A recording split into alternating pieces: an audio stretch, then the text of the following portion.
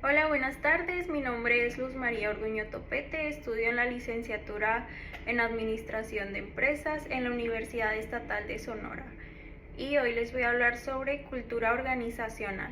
Bueno, la cultura organizacional constituye uno de los pilares fundamentales para el éxito y la permanencia de una empresa.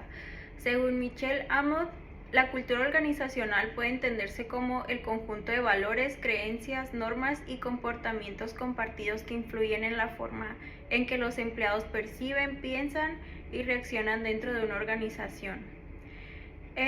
Amott dice que comprender la dinámica de las organizaciones implica analizar cómo los grupos se forman, cómo interactúan y cómo la cultura afecta su estructura y su funcionamiento. También es necesario reconocer que el conflicto es una parte natural en toda organización y pues mientras se trate de una buena manera puede convertirse en una oportunidad y crecimiento de mejora. Esta exposición aborda tres ejes centrales, que es la dinámica de las organizaciones enfocándose en los grupos y su funcionamiento, la cultura organizacional, su estructura y efectos sobre el desempeño, y por último, pues el conflicto organizacional, sus causas y cómo puede manejarse adecuadamente. Bueno, pues primero les voy a hablar sobre la dinámica de las organizaciones. Bueno, en primera instancia está la dinámica de grupos, que los grupos dentro de una organización se forman para alcanzar metas comunes. Pueden ser formales, que son los equipos de trabajo o los departamentos, o también vienen siendo los informales, que son las amistades y las afinidades. Según Amott, los grupos atraviesan etapas de desarrollo que son la formación, la tormenta, la normatividad, el desempeño y la disolución. Cada una de estas etapas implica distintos niveles de cohesión, liderazgo y comunicación. Bueno, como segunda instancia está la cultura en los grupos. Cada grupo desarrolla una microcultura con normas y valores propios que influye en el comportamiento de sus miembros. Estas normas determinan qué conductas no son aceptadas y cuáles sí. Cuando estas microculturas se alinean con la cultura organizacional general, se favorece la cooperación y la productividad. Como última instancia está la estructura y funcionamiento de grupos. La estructura de un grupo define los roles, la jerarquía y los canales de la comunicación. El liderazgo juega un papel esencial, ya que el líder guía la conducta y las actitudes de los miembros.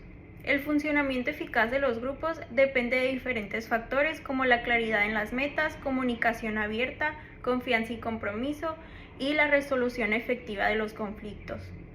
Ahora les voy a hablar sobre la cultura organizacional. Bueno, pues Amott define la cultura organizacional como el patrón de valores y prácticas compartidas que moldean el comportamiento y la identidad de la organización.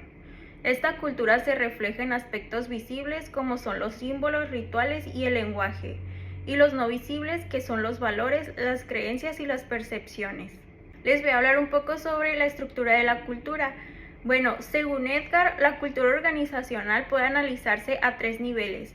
El primero son los artefactos, que son los elementos visibles como el logo, el mobiliario o los uniformes. El segundo nivel son los valores declarados, que son los principios y normas que la empresa dice promover, como por ejemplo trabajo en equipo u orientación al cliente. Y el tercer nivel son los supuestos básicos, que son las creencias profundas y compartidas que influyen en el comportamiento inconsciente del empleado. En el funcionamiento de las organizaciones, la cultura influye directamente en la motivación, el liderazgo y la toma de decisiones.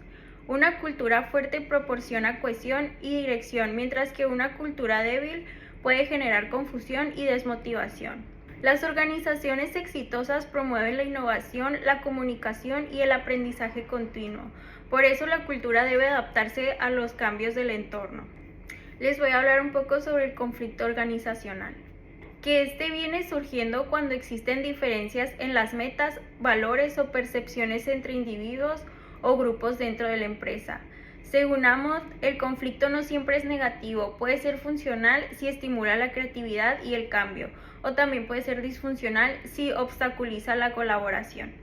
Los conflictos comunes en las empresas son los conflictos de comunicación, que vienen siendo los malentendidos o la falta de información. También existen los conflictos de rol, que son expectativas contradictorias entre empleados o departamentos. También existen los conflictos por recursos, que viene siendo la competencia por presupuestos, por espacio o por tiempo. Y por último son los intrapersonales, que son diferencias de personalidad o valores. Bueno, y por último, Amos sugiere diversas estrategias de resolución, que es la colaboración, que buscar soluciones que beneficien a ambas partes. También busca el compromiso, que es llegar a acuerdos intermedios, la evitación, que es posponer el conflicto cuando no es prioritario, y por último pues viene siendo la competencia o la imposición, que es cuando se requiere una decisión rápida. Y bueno, pues como conclusión, la cultura organizacional es un sistema vivo que influye en todos los aspectos de una empresa, desde la forma en la que se toman las decisiones hasta cómo los empleados se relacionan y enfrentan los desafíos.